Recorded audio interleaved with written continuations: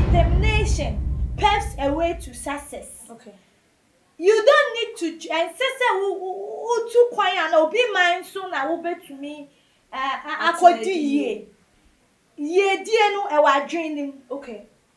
Ye die no e wo akomanim. Ye die no e ye anamo bia e ye se wutu ansa na sa ye die na bem da anamo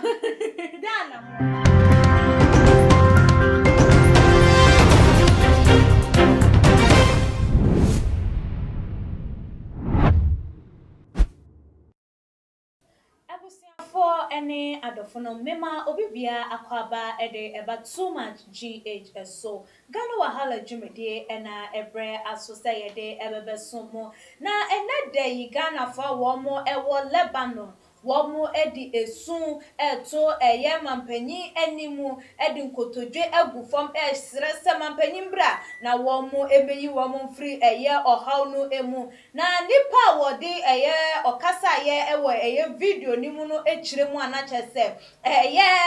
ye womo ayakayaka de ye hye womo ene ya ebinu mokrampo se de esi ebro womo krampo no enyina ho krampo na eye den se womo ebetimi agina honom na wokeka ensem bebre echiremu se mampanyi ene na bede echi ne womo ahokafo nyina no womo nim ne emaye yi ekomu ewo Lebanon honom enti womo mra na womo ememeye womo emwa na ebusuafo mo maye nkonkohwe video ne ba ye betoa ensem no eso na ban se bra ohwe nkwala yi na onfele ni ntu nyame anim na omomoden na won rescue nkwala we nyina mfre Lebanon ha because de ekoso no eni enyan ye papa kan e de Japan sa video ye de ba oman FM na wo so wohwe o mane wo mo ye papa ye srew mi gina wanim di nyame anim srew minim se wo de wonya hu video ya wo be ye amena broso na do dankwa kufu ado woman ebu ha no Auntie Rebecca ye ma me no yesra woman ntu ukunu Dr. Baumia ono yire Samira mesremo momode na mo hwe video yi me na me kasa ye frɛ me Mattison wo ba Lebanon ha beto me e ma me kan sam kyerɛ wo sɛ enkwala no bi wo ho ma ye stranded e bra ye hia wo hotel no de kan ni nyina de kyerɛ wo sɛ enkwala no na abo o mu ano no ye mpɛsɛ ye di fun ebe free haba Dr. Baumia hwe ba bia nkwala yi da Dr. Baumia hwe ba bia wo mo da aye Mr. Millet ono no obi Spinters Road ono no abi da we e di ama nkwala yi ama Paloma ene Lebanese community wo ma akoto fo e di abegu fom ha se nkwala no enna so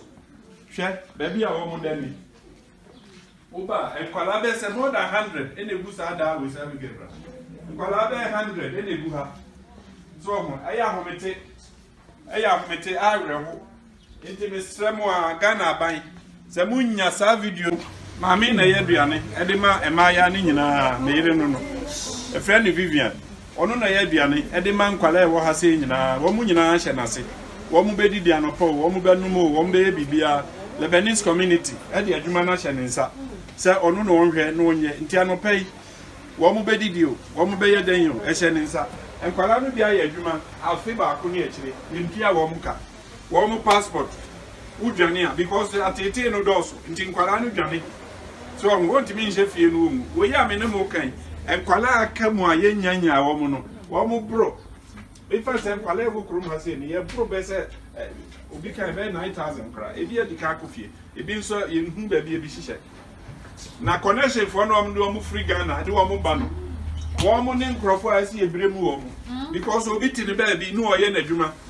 ne yakofa no ne ye de number so ma me people from e bi a ba bi a wote no adwuma we wonye ebida ebro yabu bia ma hu no a hu se yabu nipa no ogina okra wontimi nyina ho na yesrem ade o ya me yi eye manibre sempa na me ka no intimi srem momodin ye papa Kennedy Japan yemfa politics yemfa NDC yemfa MPP yemfa CPC asede yemfa bibia nka ho obi a wo mu abia no aha ye wei ye wa igbefo wom ye wa dagatifo wom ye wa dagoma fo Ghana class ni na bebre na ye yi ya share control mu de bra wani Abusuafo mesanso emamo akwaba ebi Miss Mesika onene de mini no ebetwetwen enkomo. Oba Mercy, mema akwaba. Mini aba me je so. Empomboko. Nyame adom. Nene de unsa ho. Ti we de se me ko bobi pe. Sao. Ai, me bobi pe. Mate. Oba Mercy wahwe videos yi ne se de ye Lebanon fo ye Ghana fo mo Lebanon wo mu esu. Me pese me hu se Ghana fo ada ne da wo mu esori a me kwa Qatar, me kwa Riyadh, me kwa Kuwait, me kwa Lebanon, me kwa say like Arab countries said they be obekwa kope greener pastures said they aba ne maimu no so e dey aba be di ne dwuma na so no so dey aba kire say o wozi kan pese me hu no say ye maimu hanom mo dey wo mo tena hanom mo a wo mo ntimi ndi ye ni bia na Mini aba question yi de. Wo de ma minchi a too much etiefo ne ahwefo ni na. O question yi. Aya. Ebi mu adwen a omutimi de tena abrabo yi mu no emboa won say obi kuro so de untimi entena ha conclude say me kowa me ko yeye without any investigation bia fa wo say e wa sitna na ti say crofon no mo accept strangers crofon no mo attitude te say do they welcome other people na no ani say wo de wa sorry say me tu kwan akwa green pasture e wo bi man so a onye san on hwehwe san hwehwe ye we mu nyina then tina me one thing na minimum ne say and I've gotten to know say you can obetimi aye effective anywhere. Okay. You can make it anywhere. Determination paves a way to success. Okay. You don't need to and say who too quiet and obi mind so na wo betumi akodi ye die no e wa adwenim. Okay. Ye die no e wo akomanim. Ye die no e ye anamo bia e ye se wutu ansa na sa ye die na bem de anamo e ye na meka adwenim anamo na wo betu na ye adwenim na utu anamo enye physical anamo debi eye anamo bia say eye se mi di ye na ye na eye se mi di no me no what can I do? Okay. One say omutu kwan na omu prepare say e bia me ko kire ade ana say omu ko wan chance mu ne house help normally no mu ko ekoye obi timi ton pia water wa ha e di sidan Ghana ha sika wa ha o okay but wono nia omu lakini say omu ntimi e recognize omu capability say me then na me kondo then na metimi aye wo man Ghana mu then ana ebia obi wa adepam no betimi esua aye infective no we change direction no opesika hyew si won omu tatutu kwan hyew omu pesika hyew okay omu fi se sika ne wa kwantu mba sika na ye wo obi wa ne kasa ebi mu nti Ghana ha kasa keke no mu dididi okay obi ti Ghana ha na ne present keke ena odididi ento obi ani na djuma ba wo ehu adwuma na ena presence keke didi me na me ka me kire wo e wo Ghana ha o present keke wo bi program MC4 enye o present no mu enye o present no mu dididi okay aha enti otumi de o kasa keke nyame timi hira wo fi wo kasa mu nyame timi hira wo fi nyoma bi a wotumi ye mu ba se wo ehu sa de ko na ebi tro book om dididi wo ehu sa de ko na e na wo ye stranded wa brabo man ye utu ma unya agent kronfo bi ono so ni sika painting no obedada wo kaka bi no de wakoye slave sa akwento na slavery o eye indirect slavery okay uni mo obi a wo ho yakoto wegu ene ewidi fo na obehia wa ko anu wekum eye nko asom because on de wo ho obi kuro ewo kra mate se yesi ye de ebi mu kra ko hyefi o mu mpie biem o boss empia wo mpie enye slavery wo she prison indirect prison enti adenti na wo do beto science ayem adenti na wo kuro ma wo freedom of movement also wo mpe sa asumdwe no obi man so a wo na ma wo sin kronfo yes omu accept strangers okay enti obia to me e treat you bad enti say green pastures no mo sorry e no mo ko Kuwait o mo ko Lebanon o mo ko any Arab country it's not advisable. Okay. Na yenhwe adio agents womo oya womo ya na musifo eye womo adwen se womo ede womo ekọ no onse obi ohonu ma ai nipa we de oye good o mi do obi akọ wayese ono no denti na like sa womo no nso no like wo wunim se obi man so nipa yi koi okwa ye nkwa ebinum kura akoma womo ne mmoa ne kokoda ebinum okoma chese ayakayaka dia ye de ye womo abra womo awodu womo ko nyina ne ebi aba beka to se bia se enso yesto womo pia Ghana for ede womo ekono sa agents no womo so de na betimi aka form won se me ka se anamo bia wo betutu upepse wutu na se wo hwehwem ko echi ansa na watu san e ma obi mfa ni nyansa ne kwase nyansa embambe fa wo nkoto o ha obi mu anan so hwem why no kope besia odi ebufuo eni na adwenka ekope besia no obi akope besia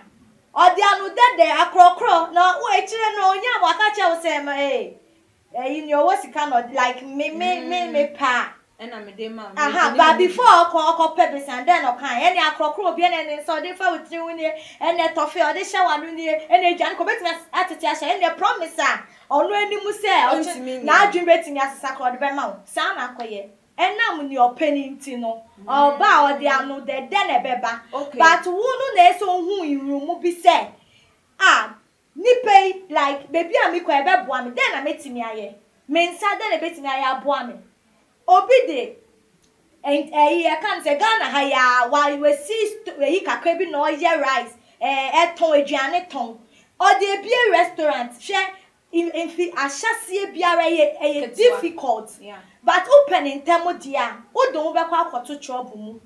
enti eso hu yes you start small and say yes obey your own small say if you can't start something small obi enu a obi hia ma e de kese ahya wonsa because kitu akra unko so mu so betimi aye enti wan e de kese ba be hia wonsa but ye be brain wonse ama ye tumi nya ye betumi aye bia ye brain wonse sia de pam na wo besua hairdresser na wo besua catering na say sanu ejuma bebre bu beat aba. You can do so many things. Say no na hu nia wo betumi aye. Na wo advance wo hu e wo nia wo betumi aye no. Now me sure say any beat for no. They are making a whole lot of money. Omo ye bridal fan ya they are making a lot of money. Enti say wo hu sanyansa na wo pesika hyew. Obi man so koye slavery ansa na ene de bia wo beyira. Bebre ko mu. Okay. Na video no hu se na ye nua be me na no wo kasa na chese wo bo mampanyin ne na be de achedi na ansa na ebekọ ho me pese mi hu se ekura ye koso Arab countries a ye koso a wo mu treaty ye Ghana for bad no se ye nyina ye enuanom ye be kan se ye nyina nyankopon na boy ye wo agya baako nanso so omuntimi nya odo ne saatima na se de yehu wo mo ba ha no ma na se obi free obi man so eba ha se de Ghana ye gi wo mo for so adenti na sa Arab countries no wo muntimi je other countries no fall so wo mo ekrom na da ne de wo mo hye wo mo ne ye wo ma yakayaka de won say wona wo santi ase no o bebre ni santi ase ni bi ye mu Ghana ha for campo no obi ana wo odo otimi accept obi wa ni fie nu kwa we sloppy was na what we sloppy ni send na nyonko Ghanaian kran ba betina so enti wona wo akoma papa na no nche se na abrofo no omu hu yen se ye encrophobia yen sen fata racism once recently America na say racism thing kosoma omu blacks anyhow the white must stand again say and it has been there since and of course especially Arab country no omu ni omu treaty other people well. Me I've come in an encounter with some. I've stayed with one and I know he even porno and nice simple. I know what I'm talking about. Even Ghana, I want to say, restaurant back when person me body. Yeah. Or they me ko say or ti a country pa or benya power enya advantage mo treaty yen ya ka cho de meko share ne worker ba ko ni wo Ghana ha ya what in one sem bi aye foolish case what in one sem bi ma say dey won't be okay ye wa ha no baby so free in the country ba ye ti o Ghana ha na ye tolerate awo ye gi awo wo ye say ebra so say yensusu yensi sa ye friendship ana say dey ye gi wo mo e ye le ba ni yakowo ye gi awo wo but abrofo ni sa adwen no ono enye ne nyonkun white a wuti wo mumu kra no mudi nkokonsa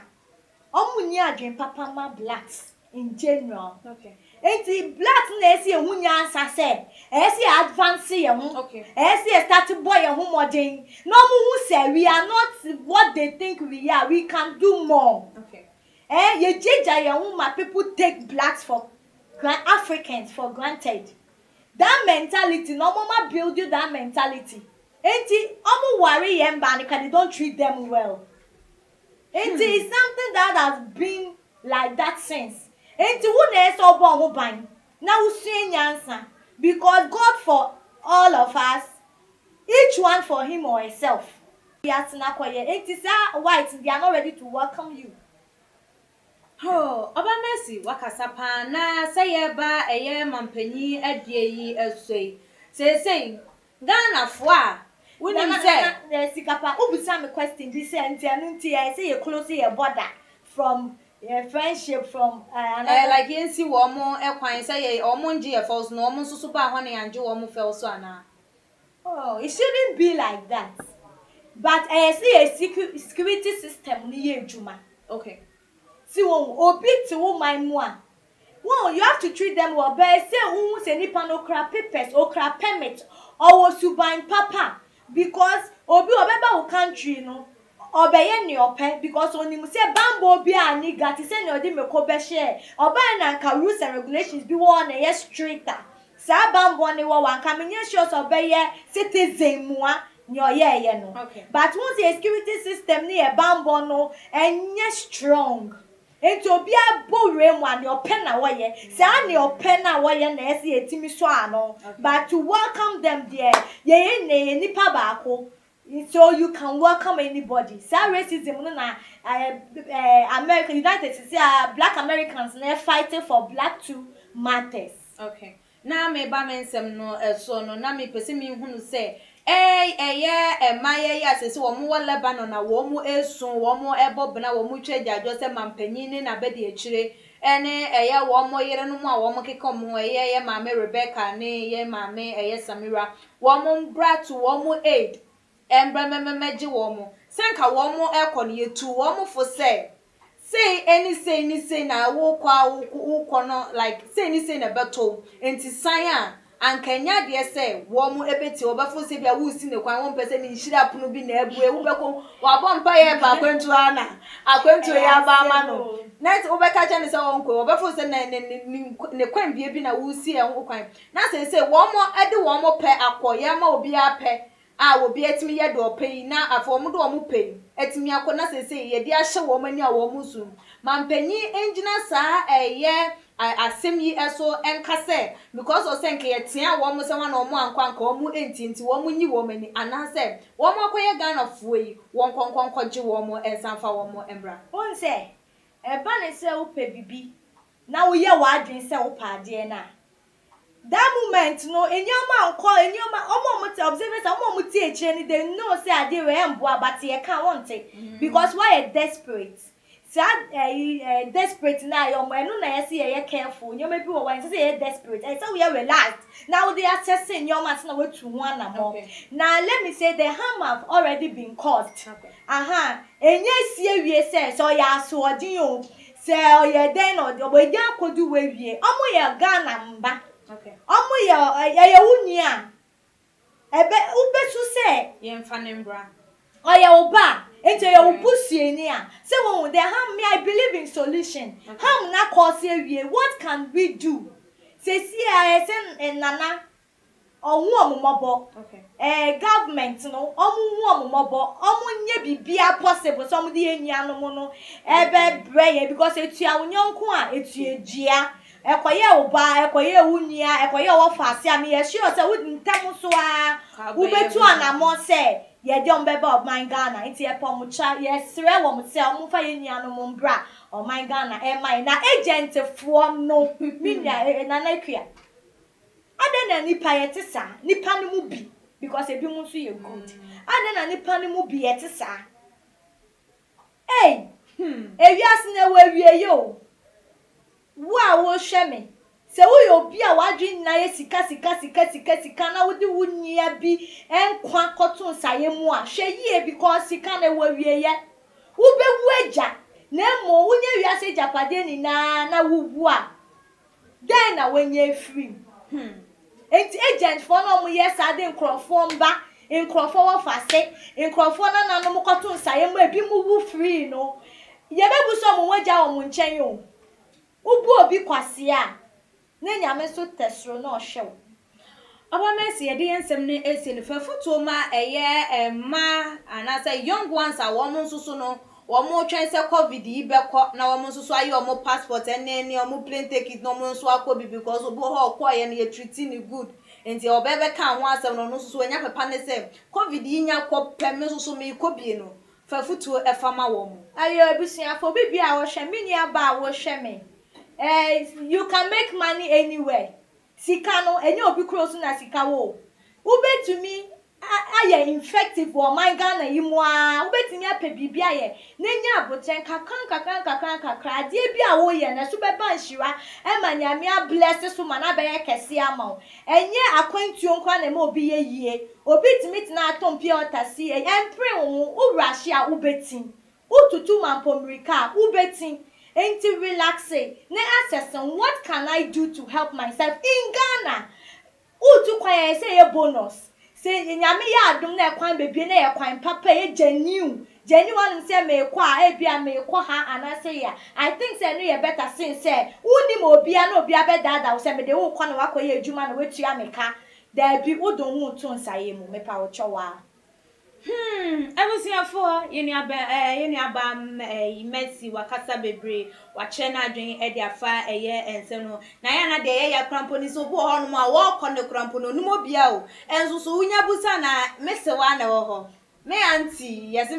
awo se me hwe no chese na ni age onim se wanya ba bi pa eko we nyina emfanya futuo emfama eye yen ya ye wo echeni hunu se wo mu koye se ebo a wo mu anka ne dai wo mu ensu womo embo bna se mampanyi ememefa womo aha ene brebe ma ye kwan ama ye de edwumadie no esie subscribe to your channel no share your video no forma ebusuafo ene adofonom ewo all the social media platforms with me follow yen so ewo ye IG page @tomagnh_ me de edwumadie ho cha me din ene APS kapa me ne Miss Mesika ene twetwen komo aha ne de besi desene ye besane hye fitiani asese ne din ene your friend say mechanic Zana prophet kumichacha ma sesa me YouTube no ba bia me hwe bia ma change afro ena maba too much GH hwe